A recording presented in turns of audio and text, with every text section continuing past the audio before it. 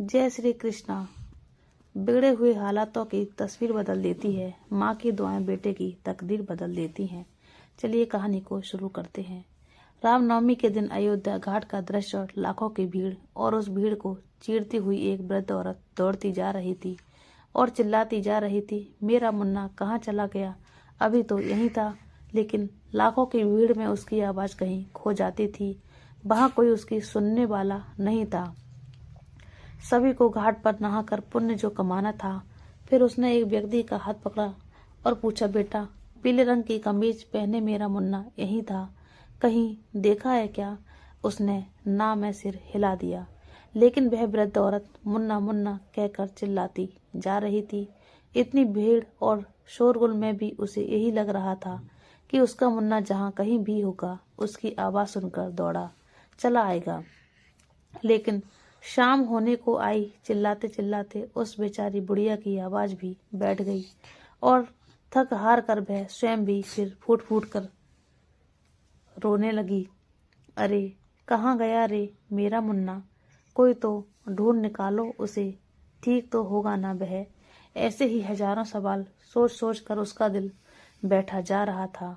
तभी भीड़ में से पुलिस वाला उसके पास आया और सहानुभूति दिखाते हुए बोला, क्या बात हो गई अम्मा? रो क्यों रही हो? अरे ना जाने मेरा मुन्ना कहाँ चला गया? कुछ देर पहले तक तो मेरा हाथ पकड़े था।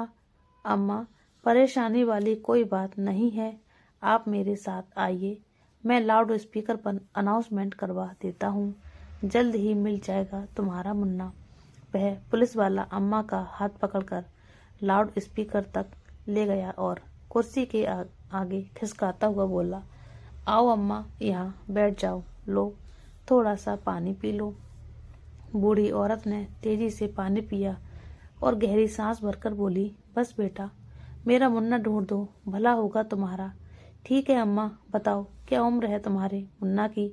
42 वर्ष का है मेरा मुन्ना। पुलिस वाला जो अपने डायरी में सारी जानकारी लिख रहा था, ये सुनकर चौंक गया। लिखते लिखते उसका पेन वहीं रुक गया। कभी अपने साथी पुलिस वाले को देखता तो कभी अम्मा को। क्या हुआ बेटा, लिखते क्यों नहीं? लिखो ना। उसका असली नाम मनीष है, प्यार से उसे मुन्ना कहती हूँ। अम्मा की बात सुनकर पुलिस वाला फिर से लिखने लगा। कहाँ से हो अम्मा? बेटा, अचलपुर गांव से। पुलिस वालों ने लाउड स्पीकर पर अनाउंसमेंट करवा दी। एक बार नहीं, कई बार, लेकिन मुन्ना का कहीं कोई पता ना चला। अब तो शाम भी ढल चुकी थी। बैठे बैठे निराश हो चुकी अम्मा ये सोचकर पुलिस वालों के पास दोबारा चली गई कि एक बार फिर से अनाउंसमेंट करवा देखूं। जाकर देखा तो दोनों पुलिस वाले आपस में बातें कर रहे थे। उनकी बातें सुनकर अम्मा का कलेजा धक से रह गया। वह जोर से चिल्लाई, नहीं बेटा, ऐसा बिल्कुल नहीं है, तुम गलत समझ रहे हो, मेरा मुन्ना ऐसा कर ही नहीं सकता। बचपन में तो किसी भीड़ वाली जगह पर मेरी उंगली छोड़ता नहीं था मेरा मुन्ना, और अब इतनी भीड़ में मुझे अकेला छोड़कर? नहीं नहीं। लेकिन इतना बोलते बोलते ही उसी बूढ़ी माँ के दिमाग ने ही उसके दिल का साथ देना छोड़ दिया और वो धम से जमीन पर बैठ गई और सोचने लगी, कहीं ये लोग सच तो नहीं बोल रहे। आए दिन बहू को हर छोटी बड़ी बात में दखल देती थी, कहीं उसकी सजा तो नहीं दी मेरे बेटे ने मुझे। मेरे दिमाग में इतना भी ना आया कि जिस बेटे से मेरी खांसी की दवाई नहीं लाई जाती है, वह मुझे अयोध्या घुमाने लेकर आया, और वो बहू जिसको मेरा रसोई में जाना भी खटकता था और घर पर रहना भी, जिसकी घूरती नजरें ही मेरे दिल की धड़कन को तेज करने के लिए काफी थी, वो बहू मुझे घूमने जाते देख इतनी खुश क्यों थी? मैं पगली क्यों ना समझ पाई बेटे बहू की ये चाल। बूढ़ी माँ निराश होकर अपना सिर पकड़कर बैठ गई और मन ही मन सोचने लगी, दोष मेरा ही था जो मैंने अपने बेटे पर इतना विश्वास किया, और मनीष के पिताजी के जाने के बाद मैंने सारा घर अपने बेटे बहू के नाम पर कर दिया। सोचती थी आखिर घर तो मेरा ही है, समय रहते ही सारे काम निपटा दूं तो ही अच्छा, लेकिन मुझे क्या मालूम था मेरा अपना ही बेटा। सोच सोच कर अम्मा फूट फूट कर रोने लगी। आज बूढ़ी माँ का कलेजा मुंह को आ रहा था। रात बीतने लगी, सुबह होने को थी। सोचते सोचते बूढ़ी माँ के कानों में एक अपरिचित आवाज आई। क्या बात हुई सर? क्या आज फिर एक बेटा अपनी माँ या बाप को भीड़ में छोड़कर चला गया? हाँ, लगता तो ऐसा ही है। ऐसा कहते हुए उस पुलिस वाले ने बूढ़ी माँ की तरफ इशारा करते हुए उन्हें रैन बसेरे में छोड़ने के लिए कहा। इतना सुनते ही अम्मा के हलक से एक घुटी हुई सी चीख निकली और वह तेजी से अपने पैरों पर खड़ी हो गई। बेटा, मैं बूढ़ी जरूर हूं पर मजबूर नहीं। ना तो मैं पहले थी, ना ही आज हूं। ऐसा कहते हुए उसकी आंखों से भय का भाव अचानक गायब हो गया। पुलिस वालों ने अम्मा को रोकने की बहुत कोशिश की। अम्मा, अपने घर का पूरा पता बताओ, हम तुम्हारे बेटे को खोज निकालेंगे। लेकिन अम्मा ना रुकी और देखते ही देखते वह भीड़ में गायब हो गई। पुलिस वाले ढूंढते रह गए, लेकिन इतनी भीड़ में उन्हें ढूंढना मुमकिन नहीं था। अम्मा बूढ़ी जरूर थी, लेकिन उनके दिल में खुददारी आज भी जिंदा थी। वे किसी पर बोझ बनकर जीना नहीं चाहती थी। बूढ़ी अम्मा बस तेजी से कदम बढ़ाती जा रही थी। दिमाग में उथल पुथल मची हुई थी। कहाँ जाऊं? सुबह का समय था, जोर से भूख लगी हुई थी। देखा तो सामने से चाय का ठेला था। अपने पल्लू में बंधे 500 में से 20 रुपए निकालकर चाय वाले को दिए और उससे चाय का कप और 2 ब्रेड लेकर पेड़ के नीचे रखे बेंच पर जाकर बैठ गई। चाय पीते पीते बूढ़ी माँ अपने अतीत के पन्ने पलटने लगी और उसे वह दिन याद आने लगा जब उनका बेटा पहली बार उनकी गोद में आया था। भाव विभोर होते हुए सोचने लगी कि कैसे उसे चलना सिखाया, फिर दौड़ाना। किस तरह वो अपने बेटे की एक एक चीज का ख्याल रखती थी, अपनी आंखों से ओझल भी नहीं होने देती थी। लेकिन देखते ही देखते वो इतना बड़ा हो गया कि उसे अपनी माँ की जरूरत ही नहीं रही। चाय ठंडी हो चुकी थी, लेकिन भूख इतनी लगी थी कि वह ठंडी चाय और उसके साथ सूखे ब्रेड भी अच्छे लग रहे थे। चाय पीते पीते अम्मा का ध्यान पेड़ पर करलब करते पक्षियों और उनकी चहचहाने की आवाज ने अपनी ओर खींचा। अम्मा ने बड़े ध्यान से देखा। एक चिड़िया अपने बच्चों के साथ घोंसले में बैठी थी। थोड़ी दूर उड़ कर जाती थी, फिर वापस आ जाती और आकर उनसे अपनी भाषा में बात करती। शायद वह अपने बच्चों को सिखा रही थी कि इस तरह उड़ा जाता है। लेकिन बच्चा डरता जा रहा था। फिर अपने बच्चे को उड़ना सिखाने के लिए चिड़िया ने उसे घोंसले से धक्का दिया तो वह डगमगा गया, लेकिन फिर खुद को संभालते हुए उड़ने की कोशिश करने लगा और अपनी कोशिश में कामयाब हो गया। चिड़िया खुशी से चहचहाने लगी और उसका बच्चा जो नया नया उड़ना सीखा था अब घोंसले में आने को तैयार नहीं था। वह बस उड़ना ही चाहता था, मानो वह उसे बता रहा हो कि अब मुझे किसी की जरूरत नहीं है, मैं अपनी देखभाल खुद कर लूंगा। बूढ़ी माँ ये सब देखकर सोचने लगी कि हम भी तो अपने बच्चों को इन पक्षियों की तरह सब कुछ सिखाते हैं। लेकिन इन पक्षियों ने आज एक बात अच्छी सिखाई कि बच्चों को काबिल बनाना तो हमारा कर्तव्य है, लेकिन ना तो हमें बच्चों पर आश्रित होना चाहिए और ना ही बच्चों को खुद पर आश्रित रहने देना चाहिए। चलो, समय के साथ ये सीख भी मिलनी थी। ऐसा कहते हुए अम्मा उठकर चल पड़ी। बहुत देर चलते चलते वह एक जगह आकर ठहर गईं, जहां जोर जोर से आ रही आवाजों ने उनका ध्यान अपनी ओर आकर्षित किया। उस ओर देखा तो एक अधेड़ उम्र का आदमी खड़ा था, जो अपनी दुकान में चाय बनाते बनाते गुस्से में चिल्लाता जा रहा था और किसी को कोसता जा रहा था। और उसके पास खड़े लड़के उसे बोल रहे थे, मिश्रा जी, जल्दी करो ना, पराठे कब तक बन जाएंगे, हमें कॉलेज जाने के लिए देर हो रही है। अम्मा ने नजर उठाकर देखा तो सामने ही एक बहुत बड़ा विश्वविद्यालय था। थोड़ी देर रुकिए, अभी बना देता हूँ। ये गधा नौकर भी धंधे के समय अपने गांव चला गया। दुकानदार ने गुस्से भरे स्वर में कहा।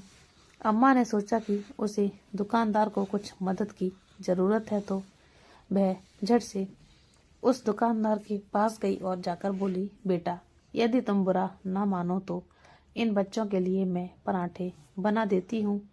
अम्मा की बात सुनकर दुकानदार थोड़ा हैरान रह गया और कुछ सोचने लगा, लेकिन फिर अम्मा बोली, बेटा, इन बच्चों को खिलाकर मेरे मन को तृप्ति मिलेगी, तुम्हारी भी मदद हो जाएगी। तुम चिंता मत करो, मैं तुमसे 1 रुपया भी नहीं लूंगी। ऐसा कहकर अम्मा ने पराठे बनाने शुरू किए और बच्चों को खिलाए। सब लड़के बहुत स्वाद लेकर वह पराठे खा रहे थे। तभी उनमें से एक की आवाज आई, वाह, इतने स्वाद पराठे हमने जिंदगी में नहीं खाए, मजा आ गया। लड़कों के मुंह से तारीफ सुनकर मिश्रा जी को बड़ी खुशी हुई। जैसे ही अम्मा जाने लगी तो मिश्रा जी बोले, अम्मा जी, मेरे यहाँ काम करोगी? उसकी बात सुनकर अम्मा मुस्कुराते हुए बोली, बेटा, काम तो मैं करना चाहती हूँ, मुझे काम की जरूरत भी है, लेकिन जब तुम्हारा नौकर आ जाएगा तो फिर मुझे या उसे किसी एक को नौकरी छोड़नी पड़ेगी। इस बात की चिंता तुम मत करो अम्मा, मेरे पास बहुत काम है। तुम रहती कहाँ हो?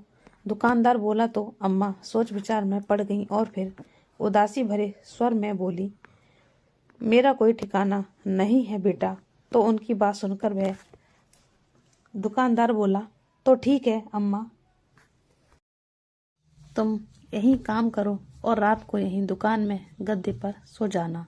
महीने के 10,000 के साथ खाना पीना भी दूंगा और रहने की सुविधा भी यहीं हो जाएगी।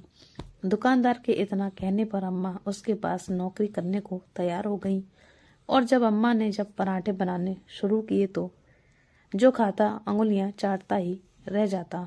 देखते ही देखते अम्मा के पराठों से की चर्चा पूरे विश्वविद्यालय में होने लगी थी। दोपहर को छुट्टी के बाद तो पराठे खाने वालों की लाइन ही लग गई थी, लेकिन अम्मा के अनुभवी हाथ एक के बाद एक तेजी से पराठे सेंकते जा रहे थे।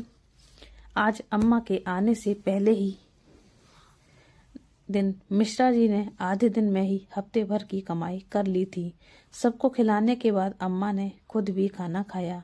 अपनी मेहनत की कमाई से पेट भरकर आज अम्मा को एक अलग ही सुकून मिल रहा था। विश्वविद्यालय में आने जाने वाले बच्चों को देखकर अम्मा के मन में बार बार अपने 14 वर्ष के पोते दीपक की याद उमड़ आती थी। सोचने लगी कि कुछ सालों बाद दीपक इतना बड़ा हो जाएगा और इतने बड़े कॉलेज में पढ़ने जाएगा। फिर अचानक एक ख्याल उसके मन को कचोटने लगा। वह सोचने लगी कि अपने पिता के साथ मुझे ना पाकर दीपक कितना दुखी होगा। क्या जवाब दिया होगा उसे मुन्ना ने? फिर बेचारी मन ही मन प्रार्थना करती कि जैसा मेरे साथ हुआ वैसा मेरे बच्चों के साथ कभी ना हो। देखते ही देखते 3 महीने बीत गए और अम्मा के पराठों की लोकप्रियता बढ़ती ही गई। इतने समय में अम्मा की कॉलेज के लड़कों के साथ बहुत अच्छी जान पहचान हो गई और अम्मा तो इतनी कुशल थी कि सारा काम करते करते बच्चों के साथ बतियाती भी रहती थी। आज जब अम्मा पराठे बनाने में व्यस्त थी तो देखा सामने एक 7-8 साल का बच्चा उसकी ओर निहारता जा रहा था। उसकी आंखों से उम्मीद भरी चमक थी। उस गरीब बच्चे को देखते ही अम्मा समझ गई कि उसे बहुत तेज भूख लगी है। अम्मा ने तुरंत एक पराठा प्लेट में रखकर उसे खाने को दे दिया, लेकिन उसी समय मिश्रा जी पहुंच गए और अम्मा को ऐसा करते देख गुस्से से उस पर बरस पड़े। यहाँ क्या लंगर खोल के रखा है जो कोई भी आएगा और खा के जाएगा? बिना मुझसे पूछे तुमने मेरी दुकान से उसे मुफ्त में पराठा कैसे दे दिया? ये सुनकर अम्मा को अच्छा नहीं लगा और वह बोली, मेरी पगार में से काट लेना, लेकिन मैं इन बच्चों को भूखा नहीं देख सकती। अच्छा, अब देख लिया तो कहती हो पगार में से काट लेना, और अगर ना देखता तो तुम तो मेरी दुकान ही लुटा देती। मिश्रा जी का अम्मा को इस तरह भला बुरा कहना कॉलेज के बच्चों को बिल्कुल पसंद नहीं आया। अम्मा की तरफ से मोर्चा संभालते हुए वे लोग तुमसे बड़ी हैं अम्मा, ये कैसी बात कर रहे हो तुम उनसे। तो मिश्रा जी उन्हें छिड़कते हुए बोले, नौकर है तो नौकर जैसे ही बर्ताव करूंगा ना। इतनी बात सुनकर अम्मा के स्वाभिमान को ठेस लगी। वह सोचने लगी कि नौकरी तो आखिर नौकरी ही होती है। पूरा दिन मेहनत करने के बाद वह अपनी मर्जी से किसी को पराठा तक नहीं खिला सकती। किसी की गुलामी करना तो अम्मा के स्वभाव में ही नहीं था। बस उसी समय अम्मा ने फैसला कर लिया कि अब वह अपना काम शुरू करेंगी और अपने दम पर जिएंगी। ये सोचकर कि जो कुछ भी होता है अच्छे के लिए होता है, अम्मा ने एक नई चुनौती स्वीकार कर ली। लेकिन इस बार वह अकेली नहीं थी, कॉलेज के लड़के उनके साथ थे। उन्होंने अम्मा के रहने के लिए किराए पर एक कमरे का इंतजाम करवा दिया और अम्मा के दुकान शुरू करने के लिए आवश्यक वस्तुओं जैसे बेंच, चूल्हा, कुर्सी इत्यादि भी प्रबंध कर दिया। अम्मा की पिछले 3 महीने की पगार इन सब कार्यों के लिए काफी थी। अम्मा ने अपनी मदद के लिए एक लड़के राजू को नौकरी पर रखा और अगले ही दिन से मिश्रा जी की दुकान के सामने एक बड़े से पेड़ के नीचे अपनी छोटी सी दुकान खोल दी। कॉलेज के बच्चों ने अम्मा की दुकान का जोर शोर से स्वागत किया। राजू ने दुकान के पास लगे पेड़ पर एक तख्ती लटका दी जिस पर चाय और पराठों के दाम लिखे थे। अपनी दुकान की हर चीज का दाम अम्मा ने मिश्रा जी की दुकान से कम रखा था। राजू अम्मा जी की अच्छी खासी मदद कर दिया करता था। पहले दिन ही उनकी दुकान को अपार सफलता मिली और वही मिश्रा जी की दुकान पर सन्नाटा छाया था। उनकी आंखों में अम्मा के लिए कड़वाहट साफ नजर आ रही थी। अम्मा से बैल निकालने के लिए मिश्रा जी ने अपने पराठों का दाम आधा कर दिया। लेकिन हैरानी की बात तो ये थी कि कॉलेज के बच्चे आधे दाम पर भी उनके पराठे खाने को तैयार नहीं थे, क्योंकि जिसने एक बार अम्मा के हाथों के पराठे का स्वाद चख लिया वह कहीं और कैसे जा सकता था। अम्मा की दुकान खोले 2 दिन बीत चुके थे। तीसरे दिन सुबह जब अम्मा अपने दुकान पर आईं तो देखा एक बेंच की 3 टांगें टूटी हुई पड़ी थीं और मिश्रा जी की दुकान जल्दी खुल गई थी। उनके होठों पर व्यंग भरी मुस्कान थी। अम्मा समझ गई कि ये किसका किया धरा है, लेकिन हिम्मत नहीं हारी और इस समस्या का हल भी अम्मा ने जल्दी निकाल लिया। उन्होंने बेंच की बचती एक टांग भी तोड़ दी और फिर अम्मा पराठे बनाने में जुट गईं। आज फिर से मिश्रा जी मक्खियां मार रहे थे और अम्मा की दुकान की लाइन टूटने का नाम ही नहीं ले रही थी। मिश्रा जी की इन हरकतों को देखते हुए कॉलेज के कुछ लड़के, जो कि अम्मा के खास ग्राहक थे, छात्र संघ के प्रधान के साथ शाम को मिश्रा जी की दुकान पर पहुंचे और बोले, क्यों बे मिश्रा, बड़ा शौक चढ़ा है टांगा तोड़ने का। ये शौक तो हमें प्रधान जी को भी है। आइंदा ऐसी हरकत हुई तो उनकी बातों से मिश्रा जी के पसीने छूटने लगे। नहीं साहब, बिल्कुल नहीं होगी, हाथ जोड़ते हुए मिश्रा जी बोले। उस दिन के बाद से मिश्रा जी ने अम्मा का काम बिगाड़ने की कोशिश नहीं की और अम्मा का काम दिन ब दिन तरक्की की ऊंचाइयां छूने लगा। अब अम्मा को दुगने जोश के साथ अपना काम करने में जुट गई थी। अम्मा की रसोई का स्वाद चखने दूर दूर से लोग आने लगे। बहुत बरसों के बाद अब अम्मा के चेहरे पर चमक लौटी थी। समय बीतने लगा। कॉलेज के बच्चों की मदद से अम्मा ने अपना बैंक अकाउंट खुलवा लिया और एटीएम कार्ड भी बनवा लिया। कुछ समय में अम्मा ने पास की एक छोटी सी दुकान खरीद ली, जिसका नाम रखा गया अम्मा की रसोई, जहां दिन भर बच्चों का जमावड़ा रहता, जो खाने पीने के साथ मोबाइल में दिन भर की खबरें सुनते। पूरा दिन दुकान पर किसी मेले जैसा माहौल रहता। एक दिन अम्मा का ध्यान एक खबर ने अपनी ओर खींचा। आज एक बेटा बहू अपनी 65 वर्षीय की बीमार बूढ़ी माँ को राम मंदिर में अकेला छोड़कर चले गए।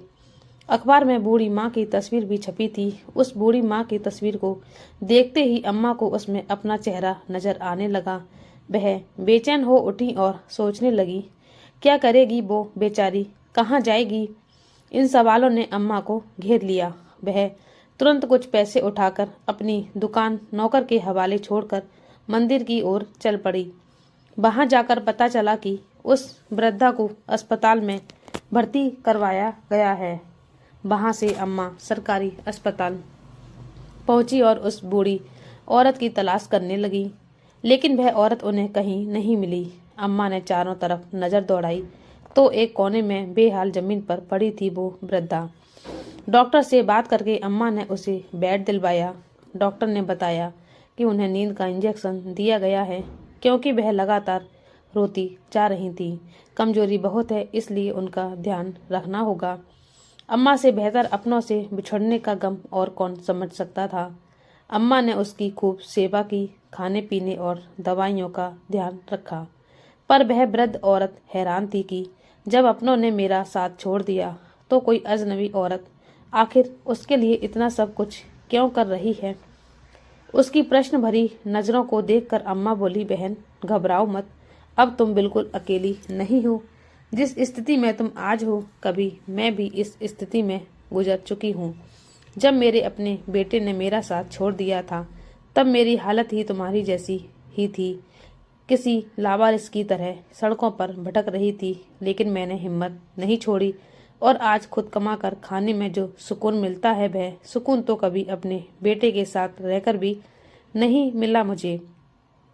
अपनी ही तरह मैं तुम्हें भी स्वाभिमान के साथ जीवन जीते हुए देखना चाहती हूँ।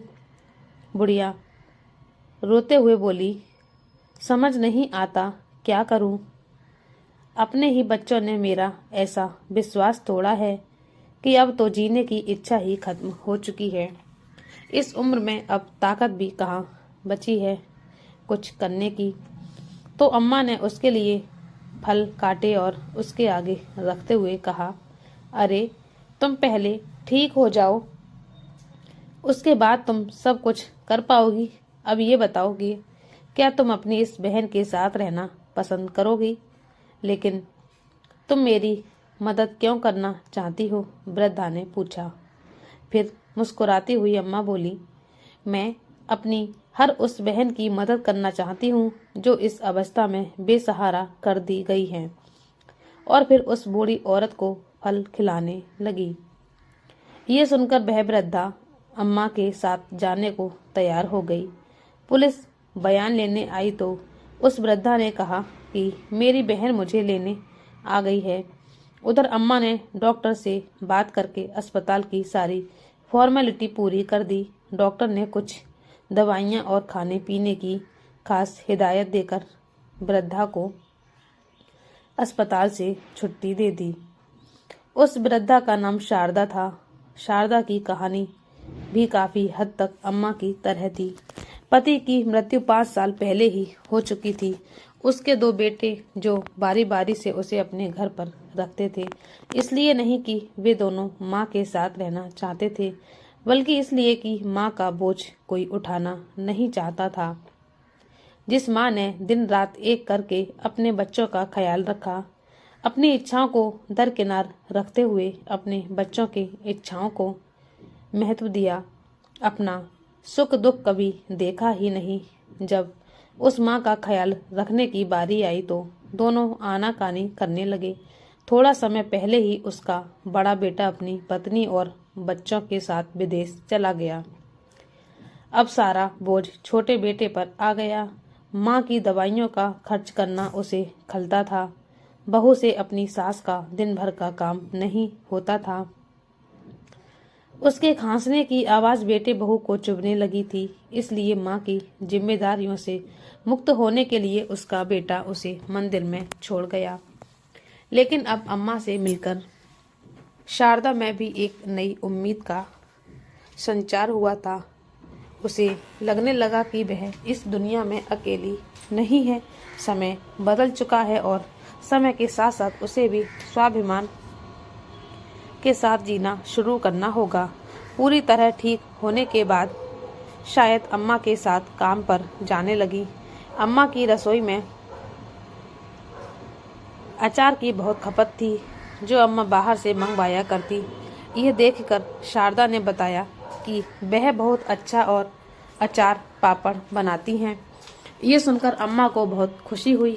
राजू को पैसे देकर अचार का सामान मंगवाया और शारदा ने ढेर सारा अचार बना दिया। और जब बच्चों को पराठे के साथ अचार दिया गया तो वे अचार की तारीफ करते नहीं थके। इसके साथ साथ उन्होंने कहीं दुकानों पर अचार सप्लाई करना शुरू कर दिया, जिससे आमदनी बढ़ने लगी और शारदा में आत्मविश्वास का संचार हुआ। जल्दी ही अम्मा ने शारदा के साथ मिलकर एक बड़ा सा घर लिया, जिसका नाम रखा गया अपना आशियाना। दोनों बहनों ने मिलकर एक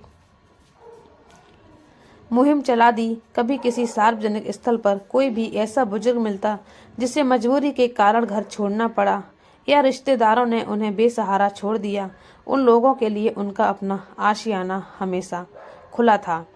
धीरे धीरे उनके घर में नए सदस्य जुड़ने लगे। अचार के साथ शारदा ने पापड़ का काम भी शुरू कर दिया और सभी सदस्य मिलकर उनकी इस काम में मदद करते। अम्मा का घर छोड़े हुए 6 साल बीत चुके थे, लेकिन आज वह संतुष्ट थी। अपने साथ साथ वह दूसरों की जिंदगी संवारने का जरिया बन रही हैं। आज अम्मा जब पराठा बनाने में व्यस्त थी तो उसे एक आवाज़ सुनाई दी, अम्मा बोलो बेटा, क्या चाहिए? मुझे मेरी दादी अम्मा चाहिए। अम्मा ने नज़र उठाकर देखा तो देखती रह गई। सामने जो लड़का खड़ा था उसे पहचान पाना मुश्किल था। फिर अम्मा के मुंह से करुणा भरी आवाज़ निकली, दीपक, तू मेरा दीपक ही है ना? बहुत बड़ा हो गया रे तू। इतना कहते कहते अम्मा का गला रुंध गया। आंखों से आंसुओं का सैलाब उमड़ आया। सब कुछ छोड़कर अम्मा ने झट से अपने पोते को गले लगा लिया। तभी अम्मा के कानों में एक जानी पहचानी आवाज़ आई, जिसे सुनने को अम्मा बरसों से तरस गई थी। तुम कहाँ चली गई थी अम्मा? अम्मा ने उत्सुकता वश देखा तो उसका बेटा और बहू पास में ही खड़े थे। दोनों ही अम्मा को कुछ कमज़ोर से लग रहे थे। उनके चेहरे से रौनक गायब थी। लेकिन जो चीज़ अम्मा को सबसे ज़्यादा हैरान कर रही थी वह ये थी कि बेटे के साथ साथ उसकी बहू की आंखों से भी आंसू रुकने का नाम नहीं ले रहे थे। दोनों आकर अम्मा से गले मिलकर खूब रोए। कहाँ चली गई थी अम्मा तुम मुझे छोड़कर? हमारी जिंदगी सूनी हो गई थी तुम्हारे बिना। अपने बेटे के मुंह से ये बात सुनकर अम्मा जवत रह गईं और बोली, क्या मतलब? अगर मेरी इतनी ही ज़रूरत थी तो मुझे अकेला छोड़कर गया क्यों था? अम्मा, मैं तो तुम्हारा हाथ बराबर थामे हुआ था, लेकिन अचानक भीड़ में भगदड़ मचने लगी तो मेरा हाथ छूट गया, पैर फिसला और लोग मुझे रौंदते हुए मेरे ऊपर से निकल गए। मुझे इतनी गंभीर चोटें आई थीं कि उसके 3 दिन बाद मैं होश में आया। जब मेरी आंख खुली तो मैं अस्पताल में था। इसका मतलब तू मुझे छोड़कर नहीं गया था और मैं पगली क्या क्या सोच बैठी। अम्मा स्तब्ध खड़ी थी। नहीं अम्मा, कहाँ कहाँ नहीं ढूंढा मैंने तुम्हें। पुलिस स्टेशन में कंप्लेन करने गया तो उन्होंने मुझे बताया कि उन्हें एक वृद्धा मिली थी, लेकिन वह नहीं जानते कि वह अचानक कहाँ चली गई। आज जब यहाँ विश्वविद्यालय में आपके पोते का एडमिशन कराने के लिए आए तो सारे काम करते करते सुबह से दोपहर हो गई। बहुत जोरों से भूख लगी थी। किसी ने बताया कि अम्मा की रसोई के पराठे बहुत स्वादिष्ट होते हैं, सो हम यहाँ चले आए। और अम्मा, सच बताऊँ तो बिना खाए पिए ही तृप्ति मिल गई। बेटे की बातें सुनते सुनते अम्मा की आंखों से लगातार पश्चाताप के आंसू बहते जा रहे थे। सोचने लगी कि उन पुलिस वालों के कहने पर मैंने अपने बेटे को कितना गलत समझ लिया था। कैसे अपने बेटे से ही मेरा विश्वास उठ गया। परंतु फिर भी मन ही मन में उन्हें एक संतुष्टि थी कि जो कुछ भी हुआ उसके कारण उसे बहुत से अन्य लोगों की जिंदगी संवारने का मौका मिल गया। आज अम्मा ने अपने बच्चों के लिए ममता से सराब और हृदय के साथ पराठे बनाए और बिठाकर उन्हें अपने हाथों से खिलाए। ये दृश्य देखकर आसपास खड़े सभी लोगों की आंखों में आंसू थे। तो दोस्तों, हमारी कहानी आपको कैसी लगी हमें कमेंट करके ज़रूर बताएं, और हमारे चैनल पर आप नए हैं तो हमारे चैनल को सब्सक्राइब कर लीजिए और बेल आइकन को दबा दीजिए, ताकि हमारी सारी कहानी आपके पास नोटिफिकेशन पहुंचता रहे। जय श्री कृष्णा।